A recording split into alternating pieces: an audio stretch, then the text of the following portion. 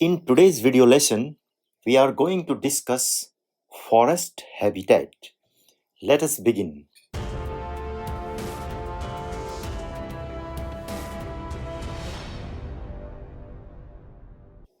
As you know, our earth is covered by diverse kind of plants and trees. तो broadly हम इन trees को 3 group में बांट देते हैं according to the area they found. Tropical forest, temperate forest and boreal forest.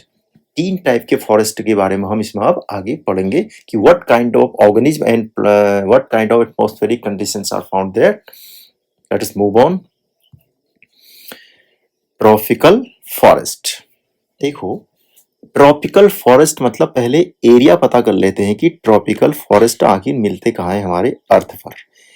अर्थ आप सब लोगों ने देख रखा है. ग्लोब को आप देखिए. अगर ये पूरा एक ग्लोब है, देखो ये पूरा एक ग्लोब अर्थ, ये इक्वेटर, तो इस इक्वेटर से ये देखो ये Tropic of Cancer and Tropic of Capricorn. तो दिस एरिया, ये यहां से इक्वेटर से यहां तक और इस यहां से यहां तक, this area is called tropical area. तो the forest found in this area are called tropical forest. समझ आया? ट्रॉपिकल फॉरेस्ट कहां पर मिल रहे हैं? तो tropical forest are found in the tropical region of the earth. Also called rain forest. बीच forest, इन फॉरेस्ट को और क्या बोलते हैं हम? Rain forest. रेन फॉरेस्ट क्यों बोलते हैं? क्योंकि this area receives heavy amount of rainfall through out the air. साल भर यहाँ पर बारिश होते रहती है, इसलिए रेन फॉरेस्ट इन बोलते हैं किनको? ट्रॉपिकल फॉरेस्ट को. ठीक है. And this region most biologically diverse area है. Most biodiverse area most biodiverse area tropical rain forest का एरिया होता है. Plants found here orchid, moss and fern, and animals found here are gorilla, monkey, jaguar, sloth and taken. देखो, orchid को देख लेते पहले. Orchid और ये मॉस और फर्न मैं आपको दिखाता हूँ. See orchid and this is moss and this is fern. Can you see? These are the plants found in tropical forest or tropical rain forest. So let me minimize them.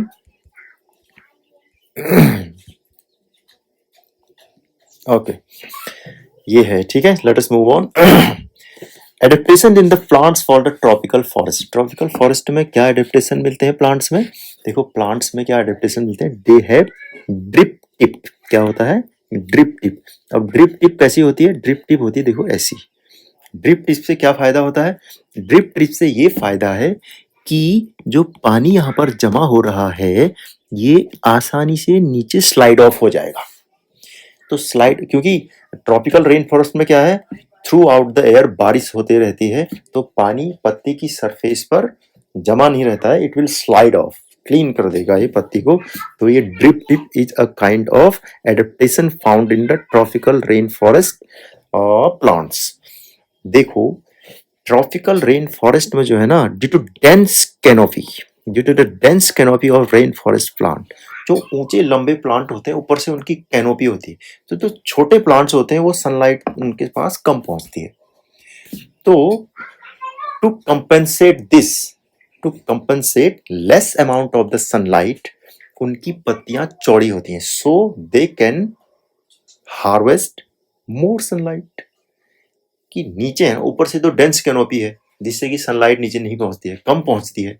तो कम पहुंचेगी तो उसको sunlight को harvest करने के लिए उनकी पत्तियां चौड़ी चौड़ी होती है. तो this is a kind of adaptation in the plants, in the short plant found in the tropical rain forest. Adaptation in the animals. Adaptation in animal. देखो, रेन फॉरेस्ट मैंने क्या कहा था? Rain forest is biologically diverse area. यानी कि number of different type of organism are found here. ये बहुत सारे ऑर्गेनिज्म होते हैं, तो there is possibility of the competition for food. तो बहुत सारे होंगे तो फूड के लिए कंपटीशन बढ़ेगा ना, लेकिन इस प्रॉब्लम को ओवरकम करने के लिए क्या है, different organisms are there, it is true, but these different organisms are adapted to different food habits. इनकी फूड हैबिट अलग अलग होती हैं और ये डिफरेंट टाइप के ऑर्गेनिज्म को या डिफरेंट टाइप के इनके डिफरेंट अलग अलग खाने को ये खाते हैं। और क्या होती है, कुछ ऑर्गेनिज्म होती है कैमोफ्लेज कर सकते हैं। कैमोफ्लेज मतलब they blend with the surroundings, their colour is blend with the surrounding so that they are not easily identified by the predators. उनका कलर और बैकग्राउंड का कलर सेम हो जाता है तो इजीली आइडेंटिफाई नहीं कर सकते। इसके एग्जाम्पल क्या क्या है, देखो लीफ इंसेक्ट, इसके एग्जाम्पल हैं जैसे लीफ इंसेक्ट। देखो लीफ इंसेक्ट, किसी पत्ती में अगर ये इंसेक्ट अगर बैठा हो, can you identify it easily? आप इसको आइडेंटिफाई कर ही नहीं सकते। ये देखो स्टिक इंसेक्ट है, ये इस स्टिक इंसेक्ट को इजीली आइडेंटिफाई नहीं कर सकते, ये स्टिक जैसा दिखेगा कुछ छोटा सा इंसेक्ट। तो ये एक प्रकार का क्या है, ये एडेप्टेशन है कैमोफ्लेज हो जाने की, ठीक है। ये प्रेडेटर से हाइड हो जाते हैं और इजीली इनका प्रे नहीं हो सकता है। Late us move on. अब हम पढ़ेंगे टेम्परेट फॉरेस्ट। देखो जहां पर समर और विंटर सीजन डिस्टिंक्ट होते हैं वो उसको बोलते हैं टेम्परेट फॉरेस्ट, वहां पर होगा। यानी कि टेम्परेट फॉरेस्ट में समर और विंटर सीजन डिस्टिंक्ट होंगे, एकदम क्या होंगे, डिस्टिंक्ट होंगे। तो most of the trees are found in this temperate forest. Most of the trees they are deciduous. Deciduous means they shed their leaf once a year. ये अपनी leaf को गिराते हैं और जनरली ये कब गिराते हैं, विंटर सीजन में अपनी पत्तियों को गिरा देते हैं और नई पत्तियां इनकी आते हैं। और इसका एग्जाम्पल क्या है, देखो मैपल एंड ओक ट्री। चलिए मैं आपको मैपल ट्री दिखा देता हूँ, ये देखिए maple tree. How beautiful is this oak tree? ये देखो, maple and oak tree are found in temperate forest. चलिए इसको मिनिमाइज कर देता हूँ, ये। And animals found here, animals found here are देखो fox and black bear। ये है fox, ये है black bear। fox and black bear, ये देखो fox and black bear and bald eagle। bald eagle भी देखो, चलो बॉल्ड ईगल, ये फाउंड यहाँ पर मिलते हैं। तो एनिमल क्या मिले यहाँ पर टेम्परेट फॉरेस्ट में, फॉक्स, फॉक्स टबाकी, टबाकी, और ये क्या है, बलू टबाकी। बहुत खूब टबाकी, ये इंफॉर्मेशन तो पक्की निकली। टबाकी देखा ना, मोगली वाले सीरियल में आता है। ये फॉक्स यहाँ मिलता है, ये बलू, ये भालू, ये bear. And this bald eagle are found in the tropical rain forest. Tropical rain forest. Let us move on. Adaptation in plants for temperate forest. ज्यादातर ट्रीज क्या होती हैं, डेसिडुअस होती हैं, अपनी पत्तियों को गिराती हैं, क्यों, to overcome the freezing winter. तो अपनी पत्तियां गिरा लेंगी, फिर से इनकी जगह पर जब कंडीशन सही हो जाती है नई पत्तियां आ जाती हैं। और एनिमल्स में क्या होता है देखो एडेप्टेशन, एनिमल्स में दो डिस्टिंक्ट एडेप्टेशन होते हैं यहाँ पर देखो, दे हाइबरनेट और माइग्रेट। ये हाइबरनेट हो जाते हैं। हाइबरनेट हो जाने का मतलब, हाइबरनेट, हाइबरनेट हो जाने का मतलब होता है they slow down their body activity. Slow down, slow down या इनएक्टिव हो जाते हैं, they become inactive. Dormant, they become dormant, ये डोरमेंट हो जाएंगे। कब तक, जब तक फेवरेबल कंडीशन वापस नहीं आ जाती है। और लंबे समय तक होता है, महीनों तक, दे रिमेन डोरमेंट इनएक्टिव, महीनों तक। तो ये हाइबरनेट हो जाते हैं। और दे माइग्रेट, माइग्रेट जहां पर ज्यादा हार्श क्लाइमेटिक कंडीशंस हो गई हैं, वहां से फेवरेबल क्लाइमेटिक कंडीशन वाली एरिया को ये माइग्रेट कर जाते हैं। जैसे साइबेरिया की ठंडी एरिया से साइबेरियन क्रेन राजस्थान के भरतपुर वाली एरिया में आ जाता है। एक एग्जाम्पल है ये माइग्रेशन का, बेस्ट एग्जाम्पल, ठीक है।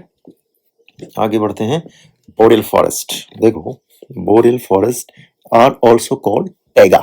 Taiga forest, boreal forest are same thing, temperature remain very low, and the plant found here are pine, fir and spruce. Pine tree you can see here, see pine tree.